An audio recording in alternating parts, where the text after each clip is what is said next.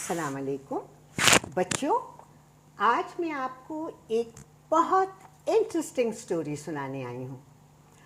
आपको स्टोरी सुनना अच्छा लगती है? आपको स्टोरी सुननी, आपको कहानियाँ सुननी अच्छी लगती हैं? हाँ, क्या?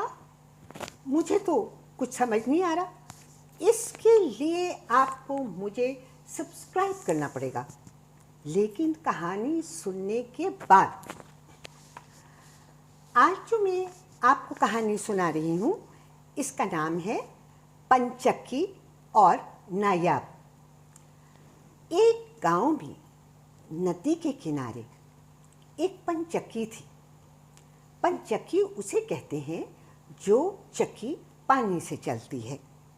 इस पंचक्की से गांव के लोग आकर गंदुम, मकई और बाजरे का आटा पिसवाया करते थे। चक्की वो होती है जिसमें खाने पीने की चीज़ें पीसी जाती हैं। जैसे मैंने आपको बताया, गंदुम, मकई और बाजरा, जिसकी हम रोटी बनाकर खाते हैं। मकई और बाजरा भी गंदुम की तरह एक फसल होती है। गंदुम की तरह इसको भी पीस कर इसका आटा बनाया जाता है। इस पंचक्की का मालिक एक गरीब किसान था। इसके 5 बच्चे थे। इसकी सबसे बड़ी बेटी का नाम था नायाब। नायाब स्कूल के बाद पंचक्की पर आ जाती थी और शाम को पंचक्की से पैसे कमाकर घर लौटती थी। इस तरह मुश्किल से किसान अपने घर का खर्चा चलाता था। नायाब पंचक्की चलने की लय के साथ गाना गाया करती थी। इस पंचक्की पर जो ग्राहक आते थे, इन्हें नायाब का गाना बहुत पसंद था। ये भी नायाब के साथ गाना गाया करते थे। मैं आपको वो गाना सुनाना चाहती हूँ जो नायाब अमूमन पंचक्की पर गाया करती थी। आप भी मेरे साथ ये गाना गाएं, आपको बहुत मज़ा आएगा। चल मेरी चक्की चलती जा, अपना गीत सुनाए जा, बाजरे, गंदुम और चौका पीस के ढेर लगाए जा। चल मेरी चक्की पिसती, चल मेरी चक्की चलती जा, अपनी लय और सुर से तू सबका दिल बहलाए जा।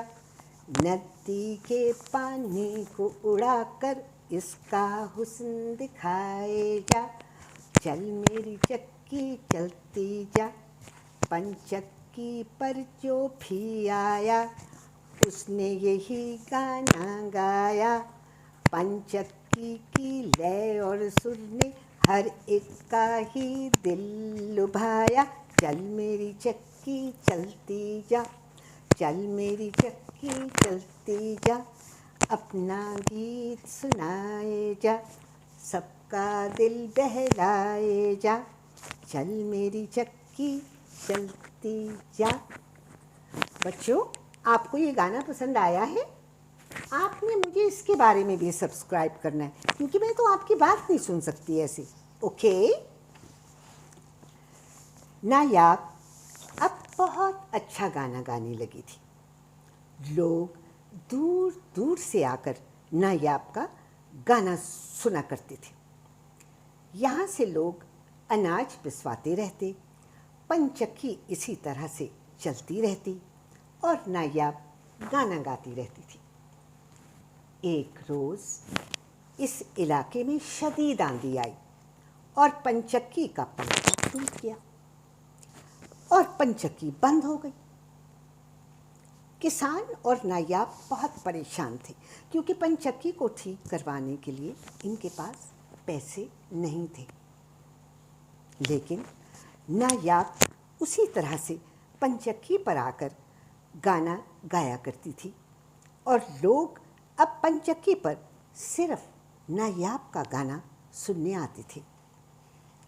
पंचक्की से हटकर कुछ दूर बादशाह का महल था, जो पंचक्की से साफ दिखाई देता था। यहाँ एक बड़े जश्न की तैयारी हो रही थी। इस जश्न में दुनिया के बड़े बड़े फनकार अपने फ़न का मुजाहिरा करने के लिए आ रहे थे। करीबी मुल्क से परियों का एक बड़ा मौसीकी यानी म्यूज़िक का ग्रुप भी इसमें शामिल हो रहा था। नायाब के गाने की खबर किसी तरह से बादशाह तक पहुंच गई। बादशाह ने अपने अमीरों और वज़ीरों को हुक्म दिया, मुझे फ़ौरन इस लड़की से मिलवाया जाए जिसके गाने की आजकल यहाँ बहुत धूम है, ताकि मुझे मालूम हो सके ये लड़की इतने बड़े जश्न में दुनिया के बड़े बड़े फनकारों के साथ गाना गा भी सकती है कि नहीं। चुनाचे बादशाह अपने माहिर गायकों यानी सिंगर्स अपने माहिर गायकों के साथ नायाब का गाना सुनने पंचक्की पर पहुंच गया। लोग बादशाह को पंचक्की पर नायाब का गाना सुनने के लिए देखकर हैरान रह गए। नायाब पंचक्की पर गा रही थी, इसे बादशाह की मौजूदगी का एहसास ही नहीं हुआ। बादशाह और इसके गायकों को नायाब का गाना बहुत पसंद आया। बादशाह और इसके गायकों ने नायाब का गाना बादशाह और इसके गायकों को नायाब का गाना बहुत पसंद आया। नायाब का गाना ख़त्म होते ही बादशाह और इसके गायक नायाब के पास आए और इसे बहुत दाद दी। नायाब बादशाह को अपने सामने देखकर परेशान हो गई। बादशाह ने नायाब से कहा, आप महल के जश्न में आकर गाना पसंद करेंगी? नायाब ने बादशाह से कहा, मैं किसी जश्न के लिए नहीं गाती, मैं तो पंचक्की पर अपने शौक़ से गाना गाती हूँ। बादशाह ने कहा, आप इतना अच्छा गाती हैं, मैं चाहता हूँ आप महल के जश्न में आकर दुनिया के लोगों को अपना गाना सुनाएं और दाद लें। नायाब सोच में पड़ गई और इसने कहा, मैं आपको सोच कर बताऊंगी। नायाब ने अब पंचक्की पर भी गाना बंद कर दिया था।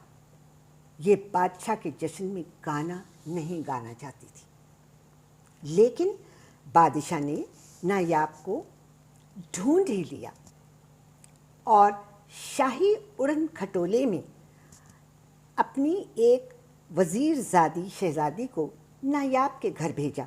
उड़न खटोला एक जहाज़ की तरह से पुराने ज़माने में एक बेड होता था, जिस पर शहज़ादियाँ उड़कर इधर से उधर जाती और मुख्तलिफ बागात की यानी बागों की सैर किया करती थी।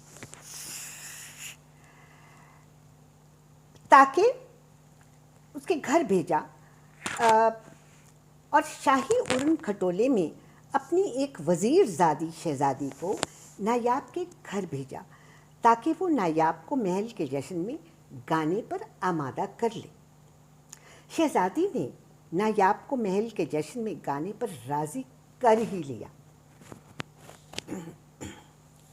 नायाब जब जश्न में शामिल होने के लिए महल में पहुंची, शहज़ादी की तरफ से नायाब के लिए एक खूबसूरत तोहफे के तौर पर लिबास मौजूद था।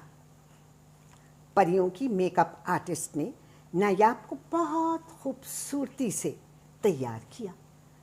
नायाब बहुत खूबसूरत और प्यारी लग रही थी। उसके गाने से पहले बादशाह की तरफ से नायाब का बहुत अच्छा तारुफ यानी इंट्रोडक्शन करवाया गया और जब नायाब स्टेज पर गाने के लिए आई तो सारा महल तालियों की आवाज़ से गूंज उठा। नायाब का गाना सबको बहुत पसंद आया और लोग खुशी से झूम उठे।